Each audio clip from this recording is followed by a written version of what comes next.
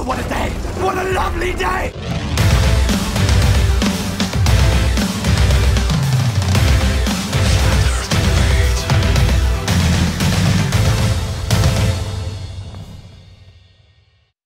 Welcome to Flat Earth Debate Live. I'm your host, Nathan Oakley, and if you are new to this channel, or you've not done so already, then be sure to subscribe and hit the bell notification icon to keep up to date with the Flat Earth Debate. If you'd like to join the community debate, then go to nathanoakley.com and join the forum there. If you'd like to support the channel, there is a super chat that runs alongside each of these shows while they are live, and there's also a PayPal, Patreon and crypto link in the info box below the video. Most importantly though, if you would like to join the discussion, simply mute the page you are currently watching, then click the link in the info box below this video to join the panel and express your views on the shape of the earth.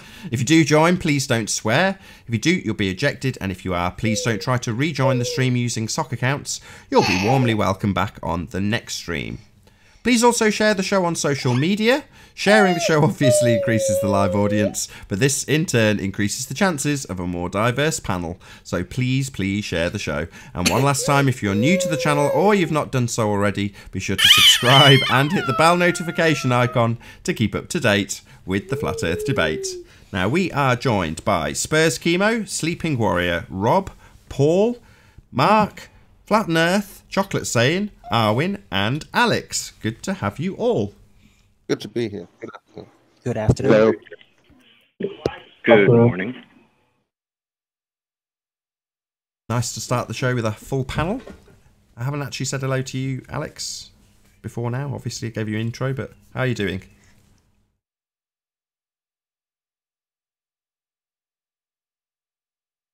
Yeah, that's no good. I'm going to have to kick you out, Alex. Bye-bye. Okay, let's do some housekeeping. So if somebody does want to join the panel, they're more than welcome to replace Alex. We need you to actually talk. That's what the point of the panel is, so my bad. You can join in the next show if you had mic issues. Any signs of curvature? Nope. Oh, nope. No. Destruction, though. There's a couple of globe heads on the panel, surely. There must be some signs of curvature. Rob, Yes, sir. are there any signs of curvature?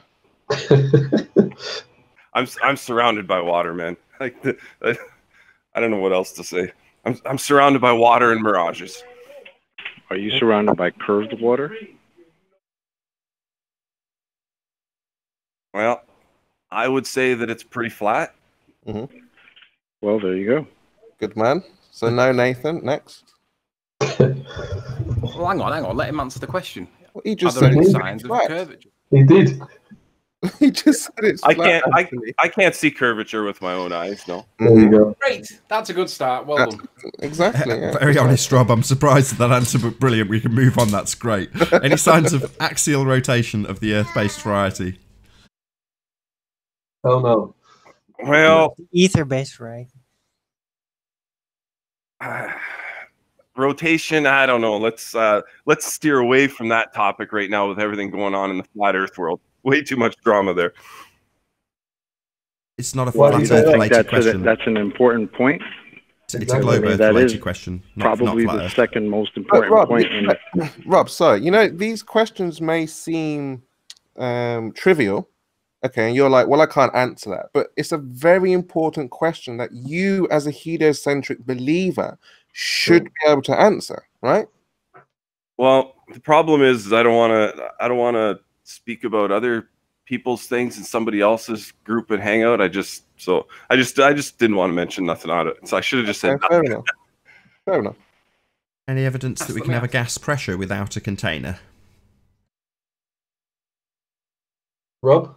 I believe so. I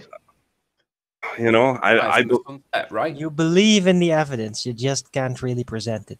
Well, what are you going to do to present it? You want me to have a massive chlorine spill and then measure the pressure of the chlorine sitting on the Earth's surface? Is it gonna last? the thing is, Rob, you see, the whole point is that this type of thing should have been demonstrated already. You shouldn't have to go search for something or make something up. This is what we're told about our world that we live in. We're told these things are fact. So you should be able, for 2 seconds, to go and look and find some experiment that proves these things, some type of proof. The very fact that you don't is the problem, is why we're all here right now asking these very questions. Well, everything has mass, correct? Everything's got some sort of mass. No, So, not necessarily. But go on.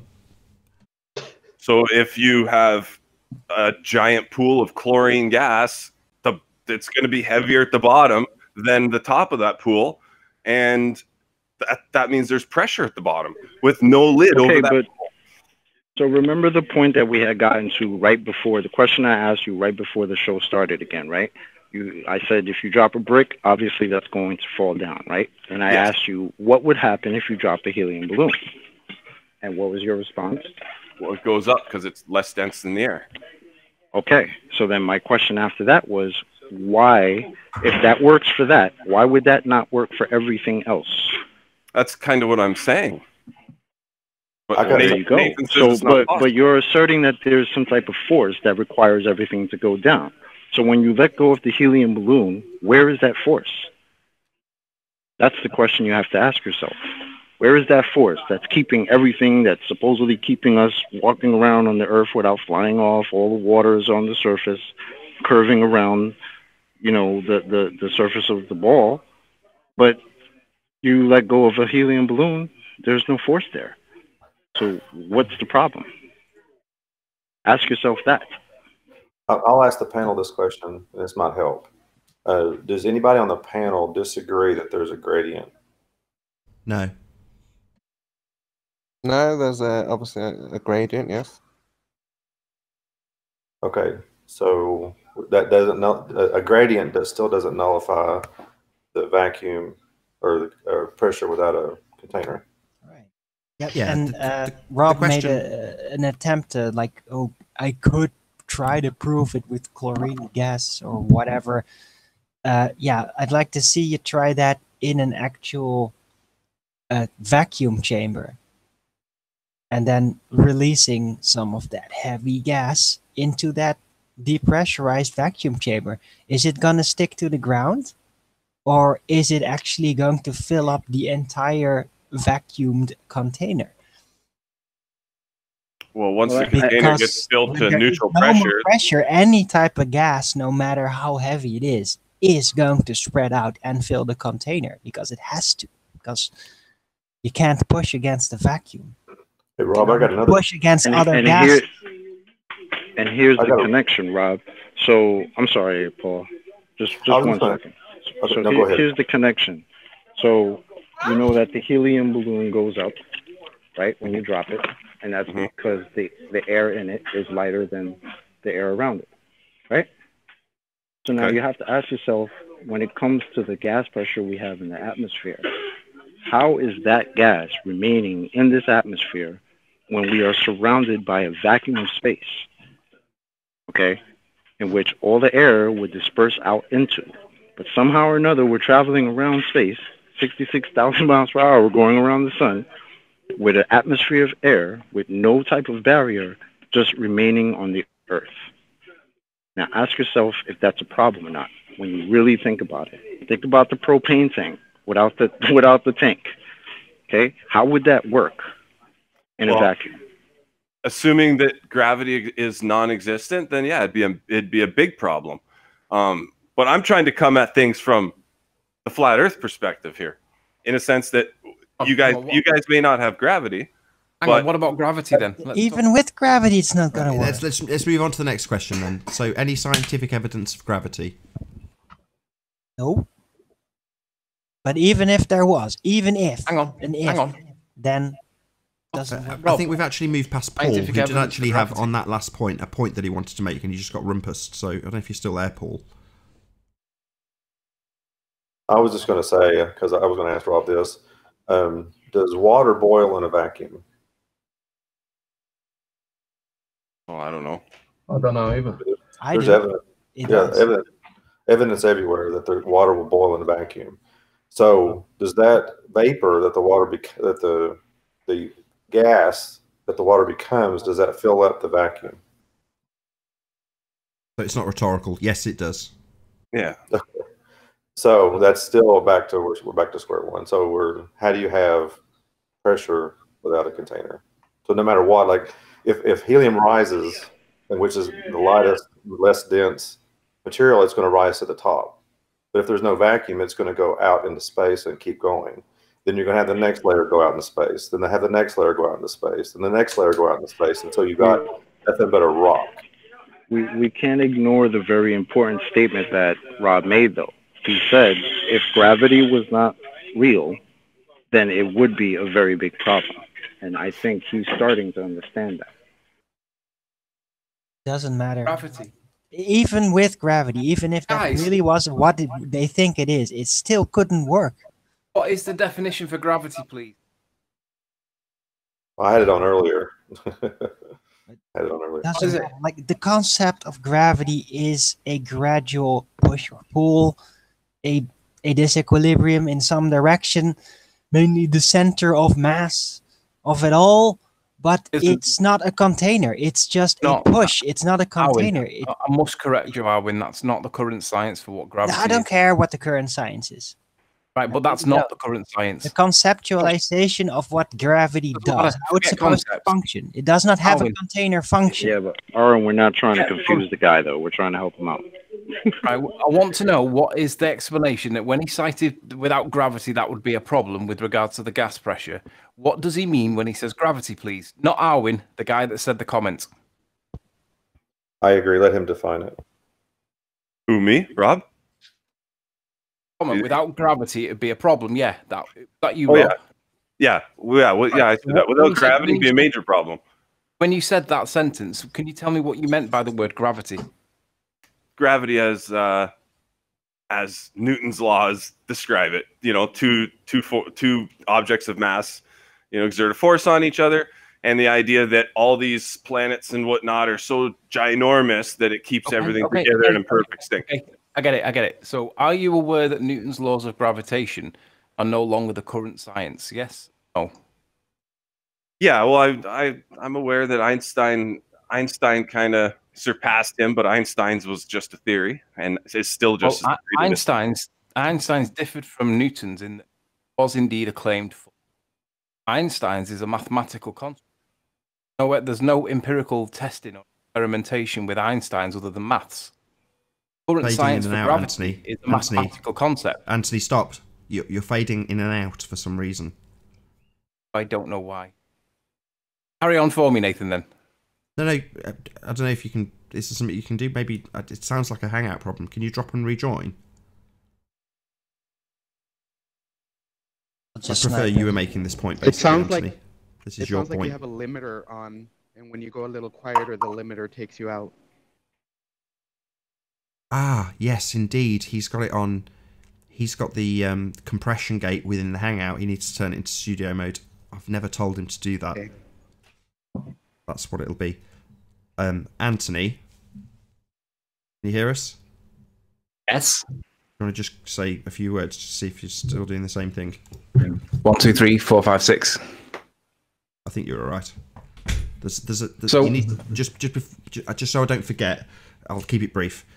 Inside the settings, you need to change it from group to studio or something like that inside the settings for sound. Anyway, yes, the current science for gravity. Sorry, was that aimed at me? Studio to set? Yeah, what was inside that settings, so you can go back and look at it after the fact. You've got voice and studio. Well, if you set it to studio, it stops the compression gate that you get from the Hangout itself, because you've got a desk now. Really, I should have the same thing, but I don't seem to have an issue. But either way, yeah, that you can sort out at a later date. But in the meantime, you're on a roll and I've completely ruined your point. I'm sorry. All right, we'll come back to that. So, when you said gravity, I'm getting feedback from someone. You said that it was Newtonian principles, but we've demonstrated that the current science is not Newtonian principles, right? It's Einsteinian. The problem is that Einsteinian's a mathematical construct. It's not a force. It's simply maths, which means in its simplest of terms, gravity's maths. Nothing What's more. going on? If you're not talking, can you pop yourselves on mute? There's nothing but feedback. Just pop yourselves on mute if you're not talking. So the problem is that gravity is mathematical according to Einstein. Or and that's the entirely current ignore me. science. That would be a better idea. Just completely ignore me and don't bother putting yourselves on mute. Carry on, Anthony. This is being a shambles of your point. So Newtonian principles for gravity are superseded by Einsteinian principles, which are mathematical in nature. There's no experimental, there's no practical, there's no anything. It's just maths. So in its simplest of simple terms, Einsteinian gravity is 2 + 2 = 4, and that's supposed to prove the gravity because that's describing the curvature of space-time. But if you look up the definition for space-time, it's a mathematical construct. And if you then look up the reification fallacy, that describes where you treat anything that's conceptual to be real world, which is exactly what we're doing right now to explain how a gas pressure can exist on the Earth without a container. Because if gravity is the explanation, it's mathematical and it's therefore reification fallacy because it's just maths.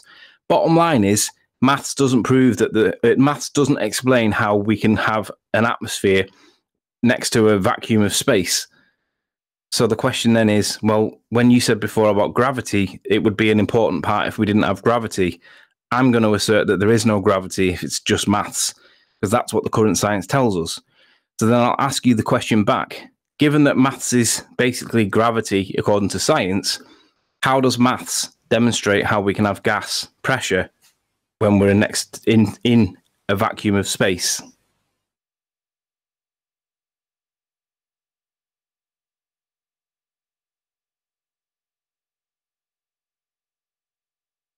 That's kind of a closed question.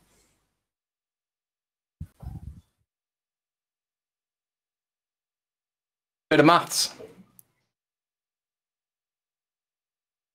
Yeah. You make a good point, but I'm going to bypass that point and say that even if gravity was real, I know you don't like to presuppose that, even if it is exactly as they propose it is, Newtonian, all that, even though Einsteinian is supposed to be bypassing that, even if it is exactly what they imagine it is, what it would do is cause a slight disequilibrium push-like effect. That's not going to stop gas from, well, expanding out into the container of outer space. It might slow it down a little, but it's not a container. Gravity cannot form an edge to actually push upon. It's just going to do a gradual push over a field, presupposing that it is actually real. So even theoretically, can't work. It's a complete myth fable that it can. All right, but when we're trying to help this guy out, right, he said two things that are very important.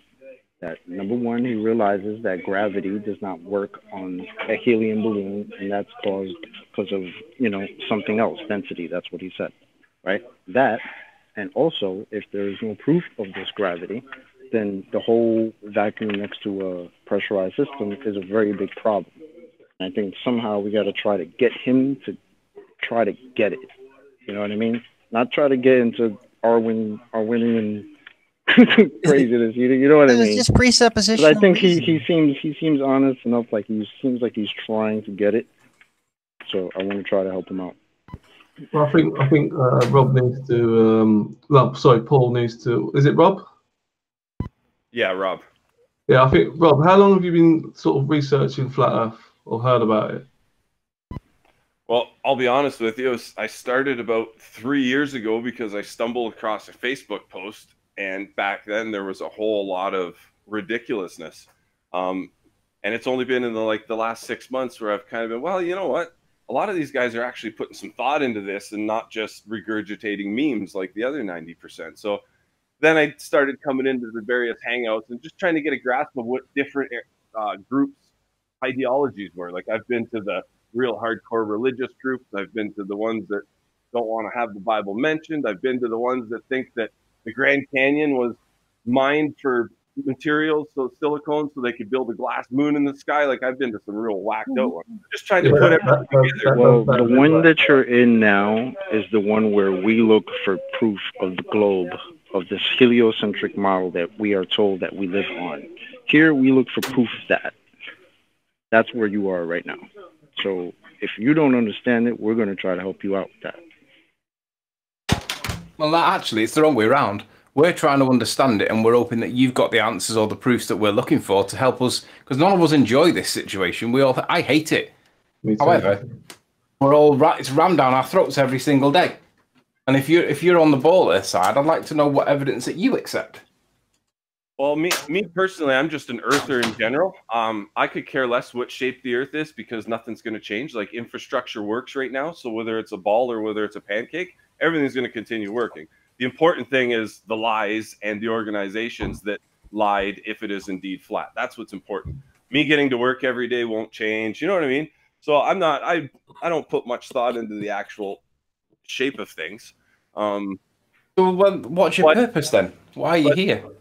Well, like I said, just to learn. Right now, the heliocentric model has an answer for everything. And I get that they've had 500 years to put that together. Right, but an answer for everything may or may not be right. What about proof for the things that it claims? I agree with you there. I totally agree with you there. But at least they have answers, right? So now I'm just trying to figure out how much of their answers are indeed lies, because there's a lot. It does, even if you believe in the globe, you'd be a moron if you didn't see that the government's lying to people constantly. Shout out to Stank for the super chat. Really appreciate it. God bless you. Thanks for being here. Thanks, Stank. Hey, Rob. I'm glad you're saying that, Rob. You sound somewhat decent, and you're looking for truth, and you can find a little bit of that here. Like, I seriously believe that the moon landing was faked as a fear tactic against Russia during the Cold War, and everything just ballooned and blew up after. It's like, you know how you start a lie and you got to keep lying in order to maintain your lie? Like, I seriously think that that's part of the problem with things, you know? So if you know a government agency is lying and has been lying for 50 years, how can you trust anything they say? Oh, you really can't. That's, you know, that's why I laughed when everybody complained about Trump getting voted in, because he's the least likely to bullshit people, and everybody's complaining about it. You know, but yeah, but the thing is, you see, like a lot of the evidence for flat Earth is flat out wrong. Now, I'm not saying your evidence, but I'm talking on the mainstream, like in Facebook. I see so many memes that are just so blatantly wrong, and that's creating the other 99% of the world's population to look at flat Earth like it's absolutely crazy. Because name one example, please. The mainstream mentions flat Earth in that context exactly, and it doesn't reflect in any way on what most flat earthers are actually doing with it. Well, one example, they're making controlled opposition narrative as a pure ridicule tactic, as a slander tactic, and spreading that out to discourage people, to peer pressure them to stay away. I'll give you a quick example of you know how easy it is to debunk some flat Earth claims. The P900 video where he brings the ship back over the horizon. Well, here, you know, how do you know the ship was there? Well, because you could see it. It wasn't over the horizon to begin with. And I got into conversation with somebody on Facebook about it. Yeah, well, the camera shows. So I took a picture of my fish tank from 10 feet away with my iPhone, and I said, "Where's my shrimp?" Well, I don't know. I don't see it. I zoomed in. Where's my shrimp? Oh, it's right there. I could see it the whole time. I didn't bring that shrimp back from over the horizon. It was 10 feet away from me.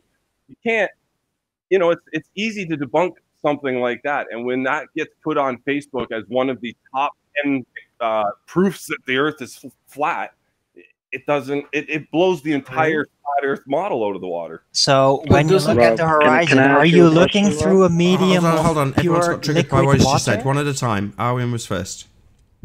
Right. So when you're looking at the horizon over the Earth, are you looking through or into water, liquid water, because that is really how that works. Like, can I rephrase that so that Rob translate can a actually answer, medium, Owen? it will bend the light. But yeah, when you're looking over you're the now Earth, asserting stuff. You you're started with the looking through question. gas. You're making assertions. It was better when it was a question. So I'll rephrase it for you. Hopefully you don't disagree with my rephrasing.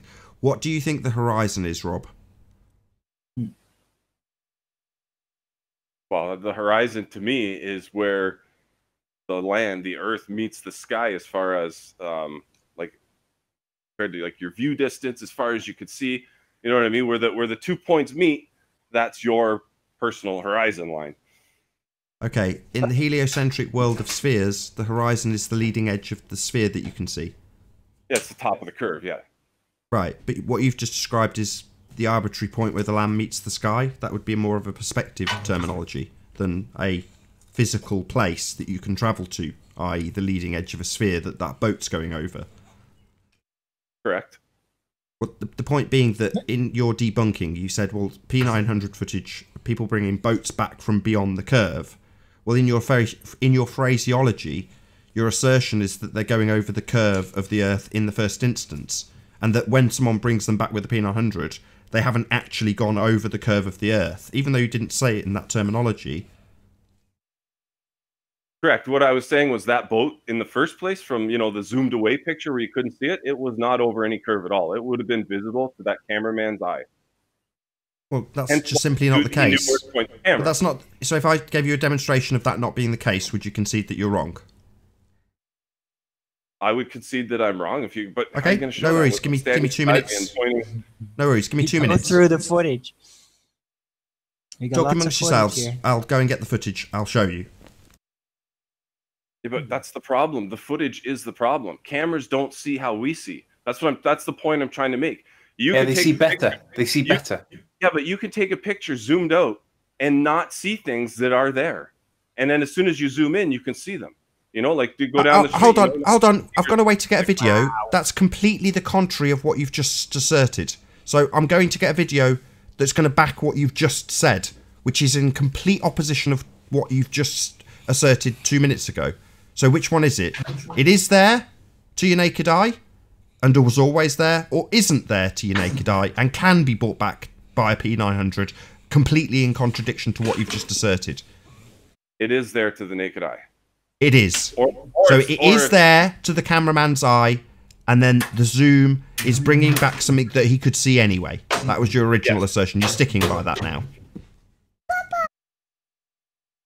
Hey, Rob. So it's not going over a curve then. You will have to concede that. Hey, Rob. Because it's just there. A while back, you were saying that you started looking into this 3 years ago, and there was a lot of fantastical ideas from the flat Earth side. But in the past 6 months, you've found that people are using a lot more science-based proof to prove the flat Earth side. Would you agree with that? I would agree with that, and I would also say they're a lot more level-headed in some of these hangouts. Yes, and you found the source. The flat Earth debate is the reason why that's happening. When you hear people say the Earth is obviously and observably flat, you can't have gas pressure without a container, that's because of this channel. That's because of Nathan Oakley, that these terms are being thrown around and promoted, I guess you can say. So it's great Rob, that you're here. It's Rob, great can that I just ask, here. have you heard the phrase dirty air? Yeah. Dirty air? Okay, maybe not. I was just testing. Carry on. That's okay. That's okay. I mean, you're in this channel already, and so this question that you're asking about the P900 and distance and all this stuff, when Ranty Flat Earth, he's a guy with a camera that comes in here and he shows great footage and great proofs of flat Earth, you'll get all these questions answered. So just be patient, and don't just ask 3-year-old questions and think that they still stand, because there may be an answer, and probably is. Yeah, well, like I said, I'm surrounded by water, so I see mirages all the time. And Rob, can I ask you a question, Rob? Yeah. When people say they see boats go over the horizon, where do you think that comes from? Like, how long do you think people have been saying that? Since boats were invented, I guess. Right. So back then, when boats were invented, did we have the same technology that we have now? No, I think they had like cardboard. What were they? Monoculars or monoscopes or something. Right. Either way, back then they didn't have P900s and P1000s, right? Right. Okay. So back then, they were looking at boats with obviously the only optics they had, which is whatever monocle or whatever, and their eyes.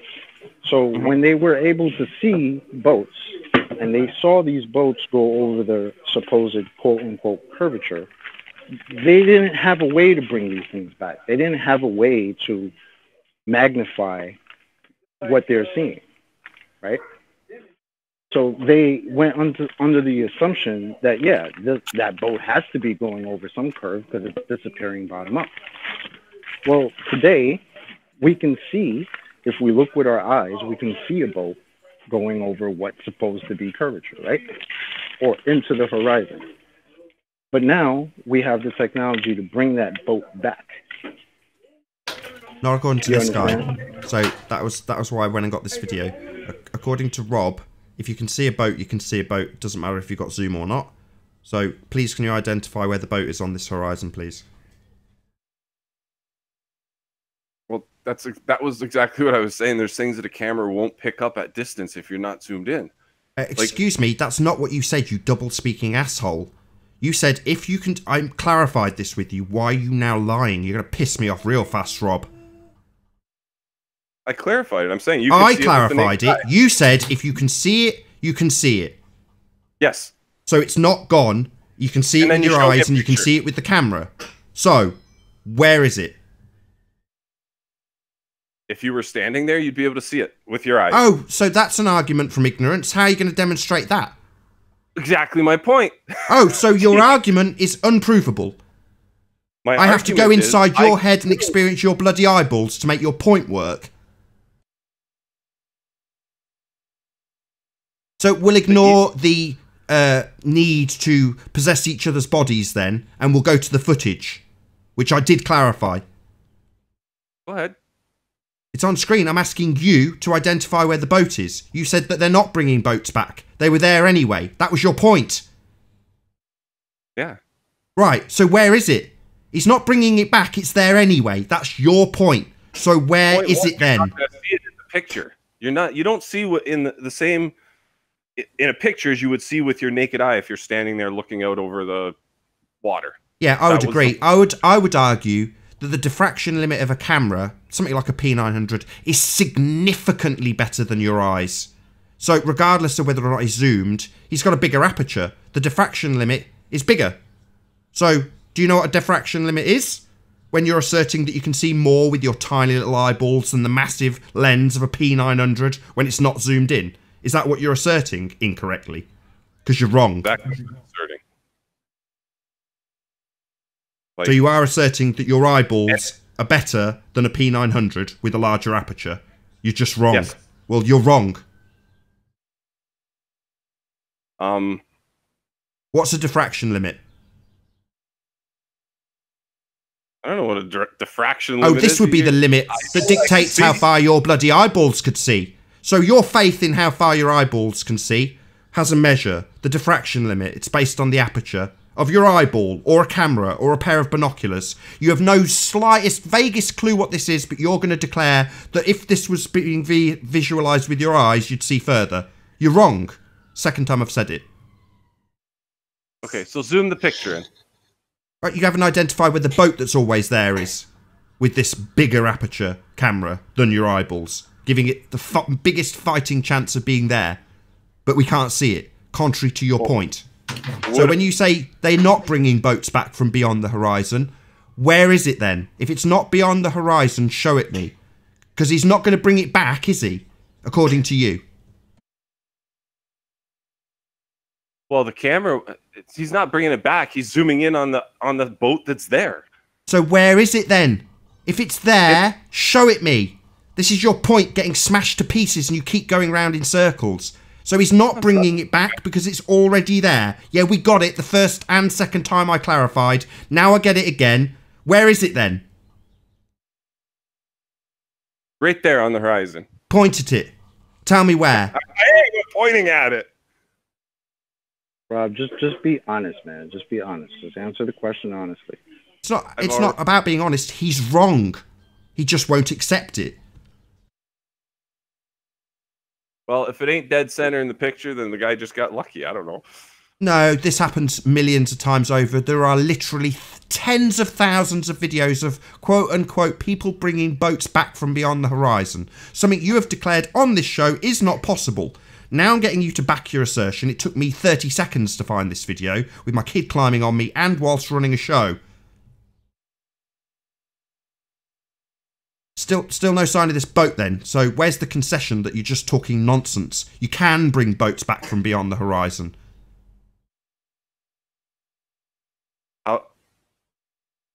So what you're telling me is whoever took this video just got lucky and there happened to be a boat there? Is that what Did you not listen to what I said literally 30 seconds ago? I'll say it again because you're deaf. There are tens of thousands of examples like this one of people bringing boats back from beyond the horizon. Something you have said is not possible.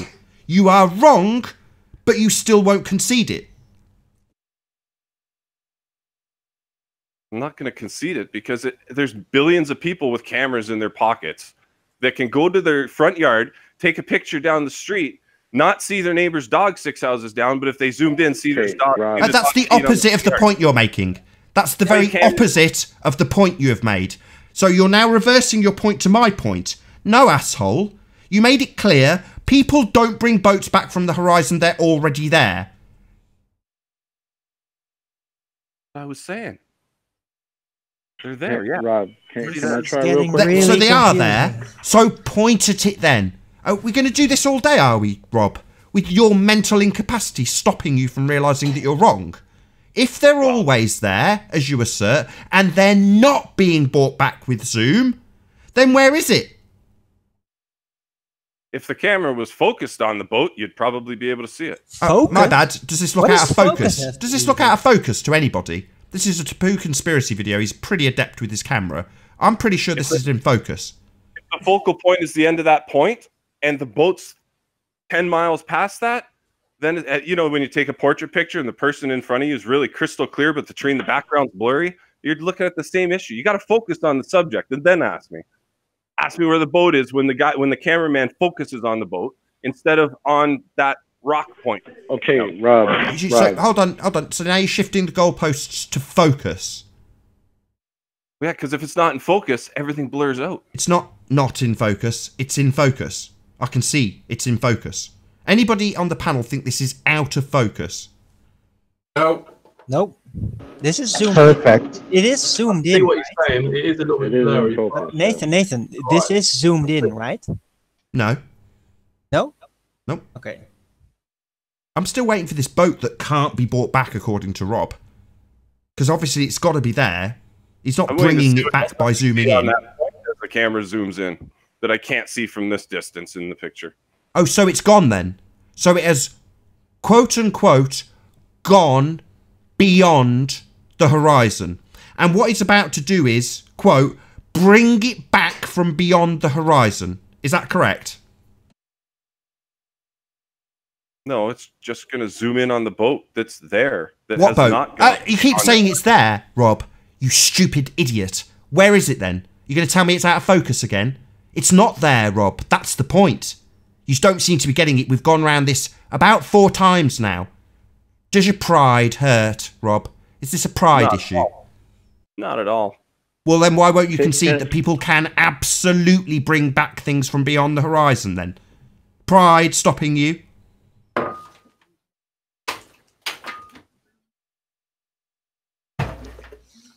Yep. Rob, here's a question. How far out on the horizon, if it's there or not there, should it disappear? How far out should it go when it disappears? Oh, there it is.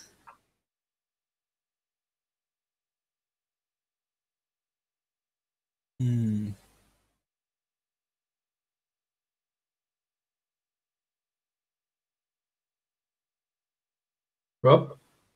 Did you hear my question? How at what distance should it disappear? Is that what you're asking? Hello, the divine plane. How you doing? Yeah, how far out? Hold on 1 second. Like, hold on. Got a new guest. Can I just say hello to the new guest?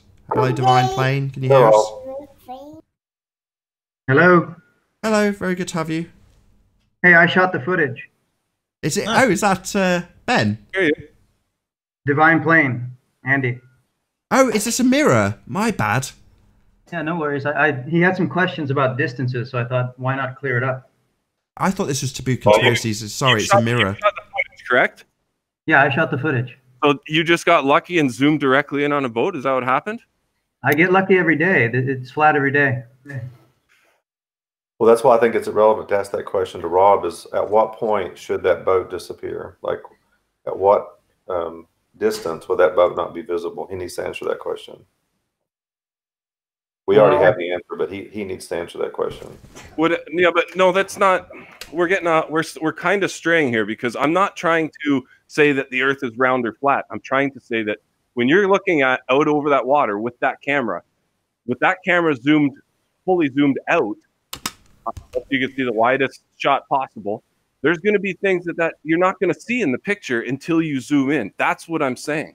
That's what I'm arguing. Do you know why that is? Here's the thing, the gentleman who shot that video that was just shown, I believe that he could see that boat with his own eyes. The boat was a pinprick way out on the horizon. You could not tell that it was a boat, or you didn't know what it was. It was just something there. You couldn't make it out. So I took out the camera. Thank you. Yeah, but do you know why that is? But Rob, you see it actually has to do with angular resolution. But he just admitted that the boat hadn't disappeared over the horizon at all. He could see something. It was just too far for him to make out what it was. That's really nice. Sorry, Rob, do you realise that that's our point? That things don't go over the horizon? You've been arguing a flat Earth point this entire time. You do realise that, don't you? But what I'm saying is, clearly the gentleman who took that video wasn't able to suggest that it might be gone over the horizon because he could see it. If he couldn't see anything that's so beautifully put. I love that. When a globehead puts our point so eloquently. That's right. The boats don't go over the curve. Correct. Well done. I agree. That was my point. So, can I just ask, given that the boat, now we've established that the boat was a pinprick on the horizon, how much curvature would there need to be at that distance to get rid of a pinprick? Oh, I'm not sure. I'm almost more interested to see. Not very much. Let me do it for you. It's not very much to get rid of a pinprick. Why wasn't the pinprick missing completely because of the curve? Would he have seen that pinprick from 20 feet lower or down at beach level? Waves would probably obstruct it if he gets too low. But my question still stands. How much further does that boat need to go before a pinprick disappears behind the actual curve? Because you can see he's pretty far out, right? I don't know exactly how far, but he's definitely more than a few miles. So how much curve do we need to make a pinprick on the horizon disappear? Well, with the heliocentric model, your viewing height and the distance, they're all variables, right? You need a lot less distance if you're at sea level than if you're 40 feet in the air, right? So, I don't know. How tall was he in the air when he took the footage? 77 meters, 38 kilometers out. Should have been 3.5 meters of curvature we could see down to the water of the boat. So what's going wrong there then with your variables?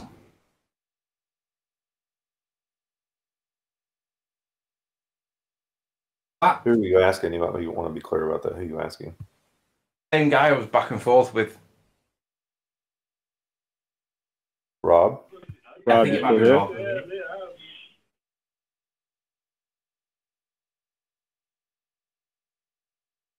Oh, Rob, what was wrong with the variables then? He gave his height, he gave the distance. Boat shouldn't be seen. Well, at least the bottom 3.5 meters of the boat, and we saw down to the water line.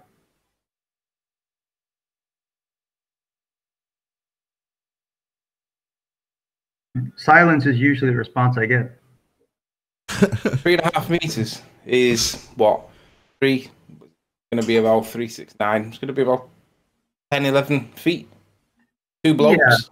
Yeah, 10, 11 feet. You shouldn't see most of the Outermost ferry sign on the side of the boat. Go on, Rob. What's the explanation for that?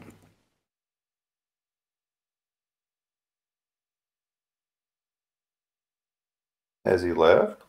No. Silence! I kill you! Well, while it's hanging out there, it's because the Earth is obviously and observably flat. He just left the group. He's just gone. He'll be back. He did drop once before. Though. Unless someone wants to seal his place, there is now a gap on the panel.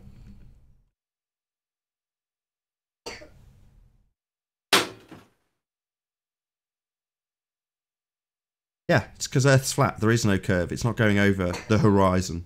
Shout out to MIDI-HC. Boats over the horizon, question mark. That ship sailed a long time ago. Indeedy. Shout out for the super chat. Thanks, MIDI-HC. I was kind of trying to get him to see... I'm sorry, Paul, go ahead. I was just saying, for the last couple of years, they've been smashing it pretty heavily. Smashing what? That the boats don't go over the horizon. That's what you guys have been doing. Yeah, they don't. But I think that's the part that kind of fooled him, is that I think that's one of the reasons why he said this is one of those proofs that to him has been debunked. Because I think he understands the point that if something has gone over the horizon, it can't be brought back because there's Earth curve in between you and the camera. So that can't be seen. So I think the very fact that boats are able to be brought back is what's messing with him, and he can't understand that these boats weren't disappearing over curvature in the first place. They're just disappearing off into the horizon. But because of, this story of boats have been, disappearing over curve for centuries and, all these years, it's something that gets stuck in people's heads. So I was kind of trying to help him to see it, but Nathan, I just noticed something too about this dialogue. This might be a way to kind of listen. If you let them, sometimes they start making the argument for you, and if you, I know you started going after him, which is good, but he started making the argument for you instead of, okay, let's back up and said, do you hear what you're saying? And because I noticed in that a lot, and even with what Anthony was doing with that video on the tank, they started making the argument for us, and just let them dig their own hole. And I think it's something that in their mind it's almost like they're trying to rationalize it, but that's the truth bubbling to the surface without them even realizing it. You know who the very best example of that is, Paul? Do what now? Say that again. There's one absolutely epic example of that. Conspiracy cats. So I ask him the same question 350 times. Eventually he goes on Arwen's show and basically makes our argument for us. You just got to give them a shovel. Yeah, give them enough rope to hang themselves, basically.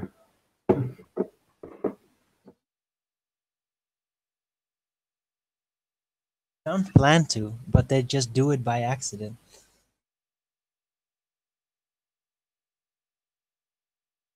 I think it's their logical mind trying to come up with it, and it's taking them in the direction we've been trying to say.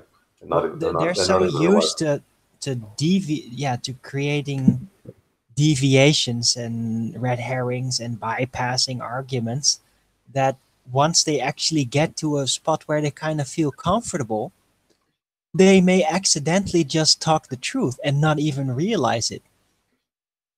Like accidentally, and not even realize, they just talk the truth and they're not used to it, but it comes natural because it kind of does if you actually speak the truth. And then, they accidentally just shoot themselves in the foot. I've seen it happen many times. I'm sorry, go ahead. I see it in a lot of things. That's one thing when I get in debates with people, the biggest thing I try to do is listen, because I think sometimes in the very listening process, I'm in sales too, and that's something else I guess I've had to learn too. If you listen long enough, you will get what you need to make the sale. And I think if you listen long enough, even in somebody's own argument, you can find what you need to undermine the very thing that they're saying if you listen. You know what I mean? I'm going to do a quick plug. So the guy who's just in the chat is called The Divine Plane, and I'm going to stick his link into the live chat right now. So if you're in the live chat, go and subscribe to The Divine Plane, because it's ace.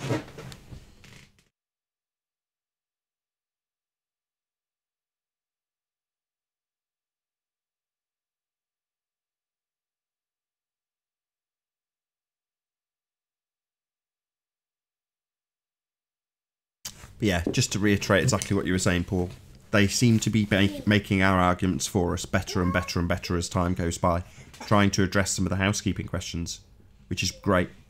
Might take 350 times asking the same question and being told that you've got to debate for charity, but eventually you get to the point where they support your argument. Right, exactly.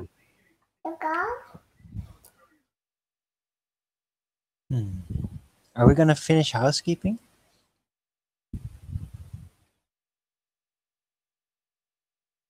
About 5 minutes left on the live stream, so if anybody's got anything pertinent to say, we've got about 230 people watching this live stream. Woohoo! Yeah, well, I thought I may just have found some new proof for the molten iron core from Princeton University. No way. Oh, yeah. Great, let's hear it. All right, I'll present it. Cool. Just Yeah, take let me a know look when at you're my ready. screen. Right, so this came out February 14. I got it through via a alternative media site, and it was about, yeah, they discovered that there's actually mountains 660 kilometers below our feet.